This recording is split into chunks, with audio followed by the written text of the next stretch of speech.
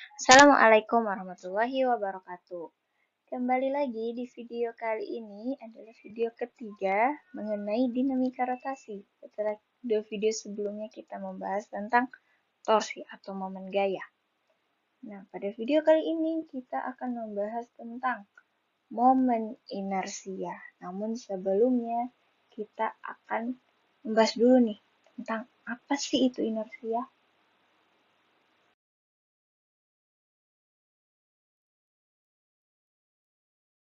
Sebelum itu kita bahas dulu nih hukum inersia.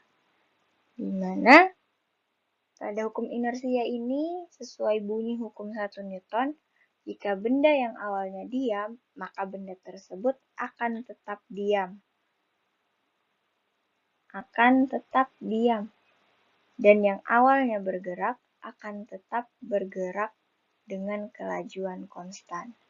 Nah, maksudnya ini bagaimana inersia itu berhubungan dengan yang namanya suatu benda mempertahankan keadaan awalnya. Nah, perhatikan video berikut ini. Oke, seseorang jatuh. Iya, kemudian ada daun-daun di atasnya. Ketika dia jatuh ke bawah, daun-daun itu awalnya tetap di atas. Nah, pada saat itu daun-daun itu masih mempertahankan keadaan awalnya di posisi yang sama. Tapi lama-kelamaan dia akan jatuh. Nah, itu yang dinamakan dengan momen inersia. Mana kemampuan dari daun-daun itu atau suatu benda mempertahankan diri di keadaan awalnya. Nah, katanya nih, benda yang memiliki inersia besar akan cenderung sulit untuk diubah geraknya. Seperti tadi,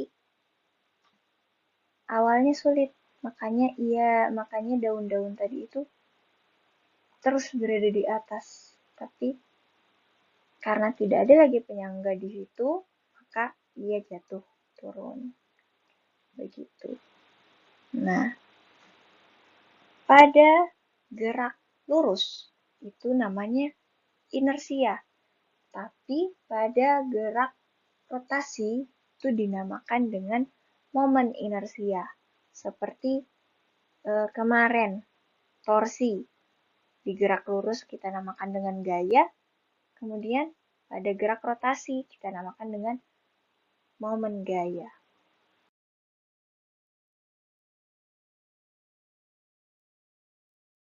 Momen inersia itu sendiri artinya kemampuan benda untuk bertahan bergerak rotasi pada porosnya.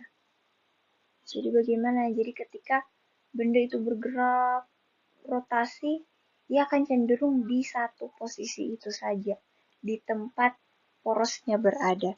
Contohnya nih, contoh penerapannya sering kalau kita main gasing. Siapa di sini yang main gasing? Iya. Coba perhatikan video berikut ini. Amati baik-baik ya, soalnya tidak ada pengulangan. Oke, iya. Kan cenderung pada porosnya di sini. Ya kan? Jadi, momen inersia itu ini ketika benda memilih untuk berotasi pada porosnya. Porosnya di sini akan terus di sini. Akan bergerak sedikit menjauh kemudian mendekat kembali. Seperti itu yang namanya momen inersia.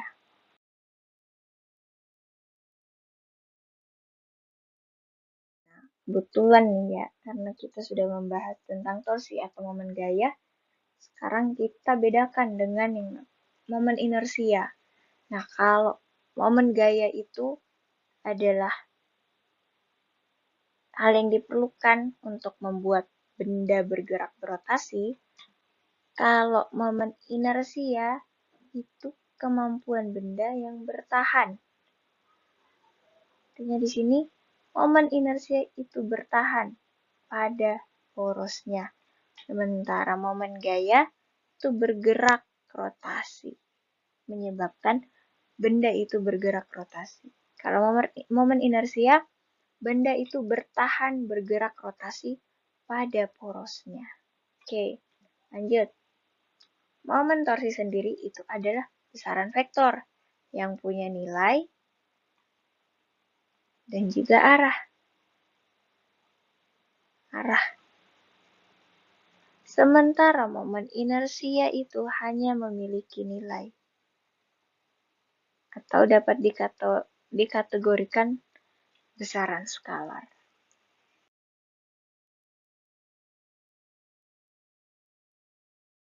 Kebersamaan momen inersia. Jadi momen inersia itu sendiri kita simbolkan, bukan kita ya, disimbolkan dengan I. Nah, kemudian sama dengan K atau konstanta bentuk benda. Konstanta bentuk benda ini tidak memiliki satuan. Ya, kemudian ada massa benda. Kemudian ada jarak titik terhadap poros. Nah, ini ada R kuadrat. Nah, di mana konstanta tadi tidak punya satuan, kemudian massa benda itu seperti yang kita ketahui, satuannya massa adalah kilogram, kemudian jarak titik dari sumbu rotasi itu kita simbolkan R, satuan dari jarak itu adalah meter, dan kemudian momen inersia. Oh, di sini Ibu belum taruh satuannya. Jadi kita cari dulu. Kita cari secara mandiri. Berapa sih?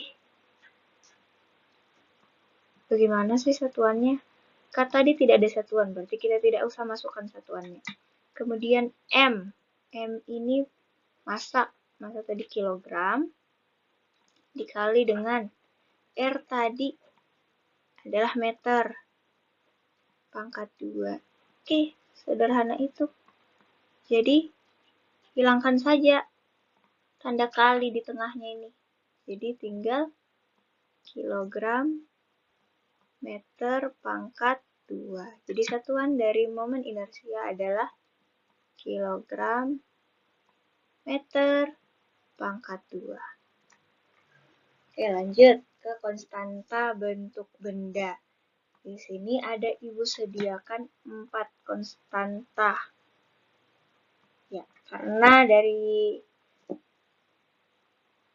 soal-soal fisika yang Ibu amati, ada 4 bentuk benda ini yang sering ditemui. Yang pertama itu adalah bola pejal, yang kedua itu bola berongga, ketiga adalah silinder pejal, terus yang keempat adalah silinder berongga.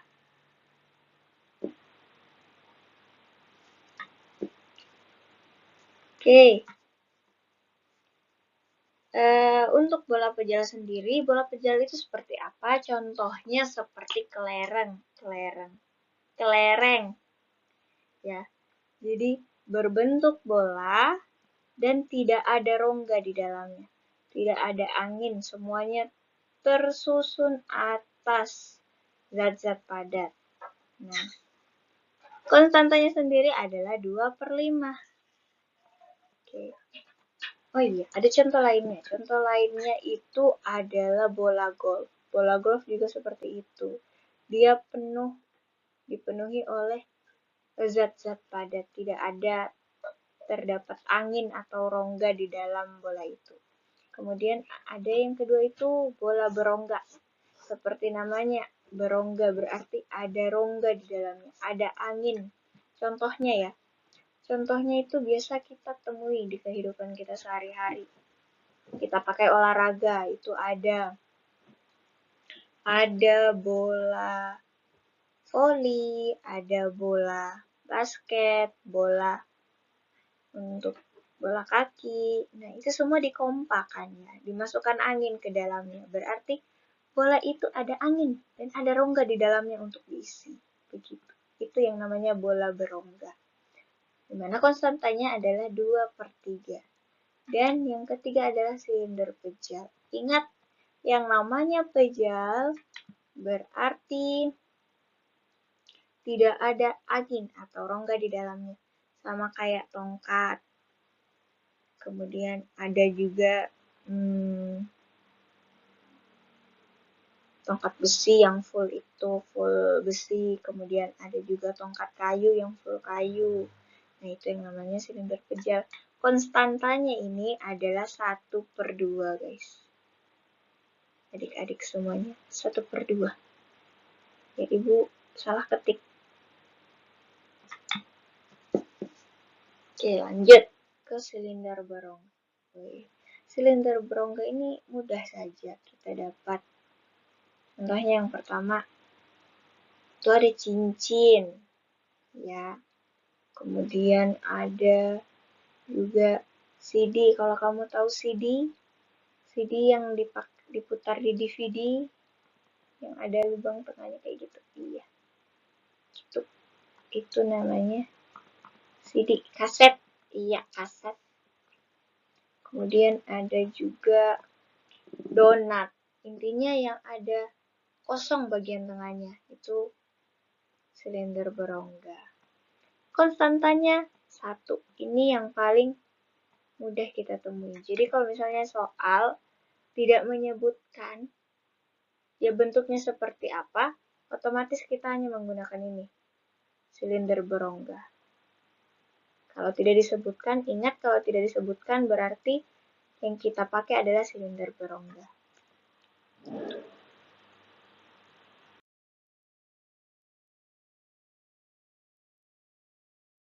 Sebuah batang PQ sepanjang 10 meter, berarti 10 meter, panjang banget. 10 meter. Memiliki poros tetap di titik O, berarti titiknya di sini. Poros, PRS. Nah, kemudian hitunglah momen inersia pada titik A, berarti yang dihitung di sini. Dipertanyakan yang ini. Oke. Jika jarak titik A terhadap poros adalah 2 meter. 2 meter. Apa yang kurang? Di sini Ibu lupa memasukkan massa dari batang PQ tadi. Massa dengan 1 kilogram.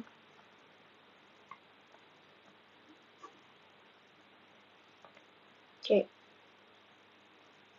Kita lanjut.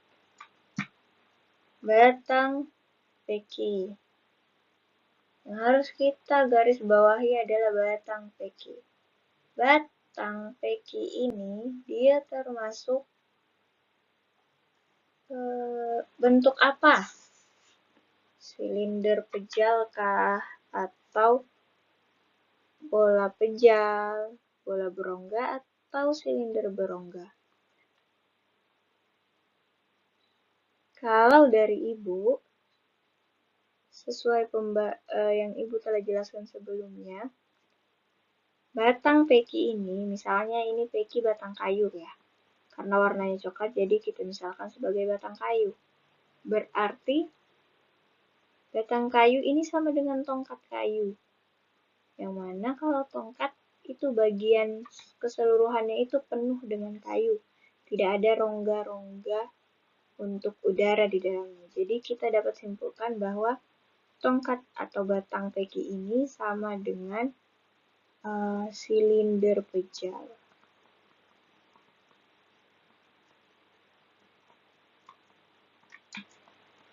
Silinder pejal. Yang mana silinder pejal ini memiliki konstanta bentuk yaitu 1/2. Nah, ayo kita masukkan ke rumus kalau gitu sudah disemuakan. Jadi I atau momen inersia sama dengan konstanta bentuk dikali dengan massa, kemudian dikali dengan jarak kuadrat. Oke, konstantanya adalah 1/2. dikali dengan masanya adalah 1, kemudian dikali. Jaraknya adalah 2, dipangkatkan 2. Oke. 1/2 dikali 1 adalah tetap 1/2, kemudian dikali 2 pangkat 2 adalah 4. Oke. Supaya gampang, kita langsung coret-coret saja. Oke. 2 dibagi 2 adalah 1. 4 dibagi 2 adalah 2. Yang tersisa adalah 2 dan 1. Berarti tinggal dikali. 2 dikali 1 adalah 2. Satuannya apa? Massa tadi, massa itu adalah kilogram. Dikali dengan jarak adalah meter. Yang dipangkatkan 2, berarti meter pangkat 2. Jadi satuannya adalah kilogram meter pangkat 2. Dan hasil akhirnya adalah 2 kilogram meter pangkat 2. Oke, sebagai tugas fisika, di video kali ini adalah dengan batang yang sama, tentukan momen inersia pada titik P. Jika jarak P ke O adalah 3 meter. Oke.